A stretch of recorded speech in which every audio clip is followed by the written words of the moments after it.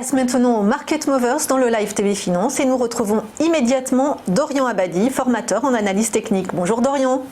Bonjour Anne-Laure. Alors vous avez repéré pour nous 3 valeurs ce matin qui se distinguent à la Bourse de Paris. On commence par Carrefour qui a annoncé un partenariat, je crois, ce matin.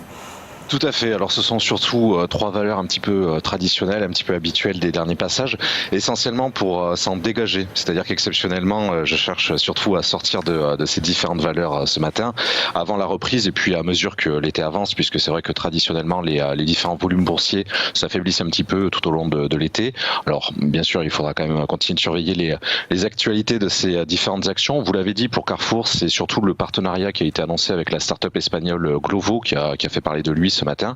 Alors concrètement, en fait, Glovo et Carrefour s'associent pour livrer les clients en moins de 30 minutes dans les principales grandes villes de France, d'Espagne, d'Italie et d'Argentine à partir de début octobre prochain. Voilà, effectivement, c'est l'une des rares actualités vraiment spécifiques à Carrefour qui va continuer de nous intéresser.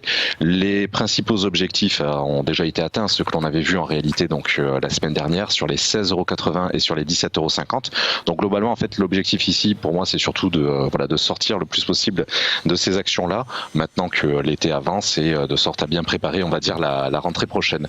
Alors, il y a quand même 2 principales actualités pour ces 3 actions qui restent majeures et qui vont continuer d'être suivies, je pense, par les investisseurs, évidemment, dans les prochaines séances.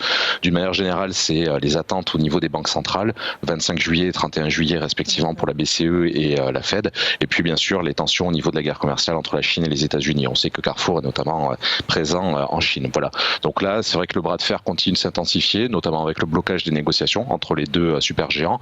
À titre personnel, tout au long de l'été, en fait, je vais quand même chercher à racheter ces actions-là, mais sur des niveaux très lointains, sur des niveaux bien plus espacés que ceux qu'on avait eu l'occasion de voir ensemble ces dernières semaines. Dans le cas de Carrefour, c'est vraiment à partir des 16,50 € que je chercherai à rentrer. Donc ce sont des niveaux bien plus lointains que d'habitude, de sorte à éviter un petit peu la volatilité et être un peu tranquille, je dirais, pour les prochaines semaines.